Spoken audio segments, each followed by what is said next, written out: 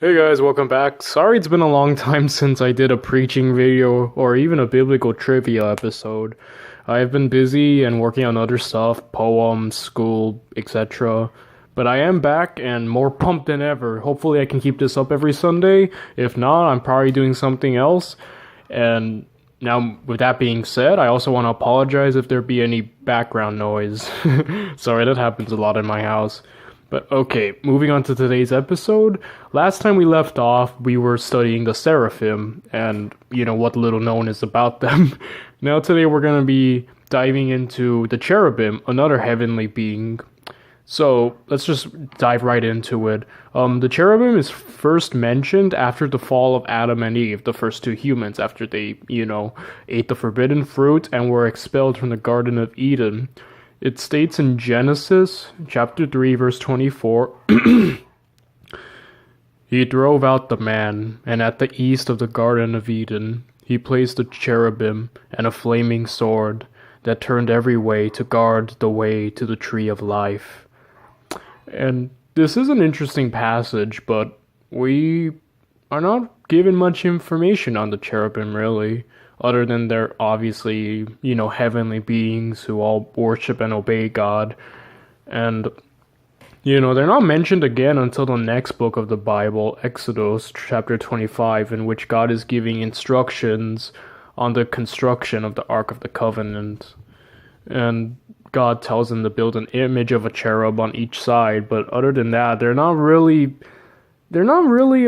dwelt too much on, but they're definitely more dwelt on than the Seraphim. We definitely have more information on these guys than, and mainly the book in the Bible that has the most source of these heavenly beings is the book of the prophet Ezekiel. So in Ezekiel chapter 1:5, basically it says, "And from the midst of it came the likeness of four living creatures, the cherubim, and this was their appearance. They had a human likeness, but each had four faces, and each of them had four wings. Their legs were straight, and the soles of their feet were like the sole of a calf's foot, and they sparkled like burnished bronze. Under their wings, on their four sides, they had human hands, and the four had their faces and their wings thus. Their wings touched one another. Each one of them went straight forward, without turning as they went. As for the likeness of their faces, each had a human face. The four had the face of a lion on the right side. The four had the face of an ox on the left side.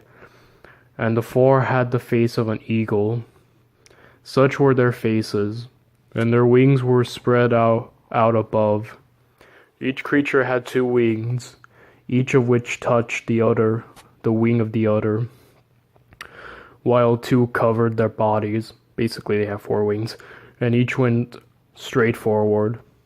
Wherever the spirit would go, they went without turning as they went. As for the likeness of the living creatures, their appearance was like burning coals of fire, like the appearance of torches moving to and fro among the living creatures. And the fire was bright, and out of the fire went forth lightning. And the living creatures darted to and fro, like the appearance of a flash of lightning." Next we move on to Ezekiel 10 through 8. The cherubim appeared to have the form of a man's hand under their wings. As for the form of their faces, each had the face of a man. All four had the face of a lion on the right, and the face of a bull on the left, and all four had the face of an eagle. Their whole body, their backs, their hands, their wings, and the wheels were full of eyes all around, the wheels belonging to all four of them. So yeah, like in art when they describe the cherubim as these cute little Cupid-like creatures, like little baby angels with wings. Yeah. As you can see the picture in front of you, I'm gonna edit a picture in front of me right now, but like basically, um, these guys are not as cute as modern artists like portray them. They're actually quite terrifying how they look. It's like imagine sleeping and waking up to that. So yeah, they have 4 faces, like, you know, they have 4 wings, 2 they cover themselves, and the other 2 they, you know, fly around, and basically they have eyeballs all over them. So, you know, that's pretty creepy. And you know, they're also said to in this vision that Ezekiel is having, they're said to be or seen around the throne of God acting as guards. And it is possible that the word cherub may come from the term to guard, which would best describe their role throughout the entire Bible, like how the cherubim were sent to guard the Garden of Eden for mankind, and here they, you know, guard the throne of God. They're very similar to the seraphim, minus the seraphim have 6 wings, and 2 they cover themselves, 2 they fly, and, you know, the other 2 they cover their feet, and they fly above the throne of God. The cherubim are, you know, they have 4 faces, they have the 4 wings, and they're around the throne of God, not above it, but they still guard it, and they act as guards. And we also know in the book of Ezekiel that Satan was a cherubim. He's referred to as the anointed cherubim. And I already went over Satan's story in my message, Satan Has No Power. So, you know, check that out anytime you feel like it. So we're not going to read and delve too much in that section. All in all, that is it about the cherubim. They are heavenly beings who worship God and just guard around the throne of God.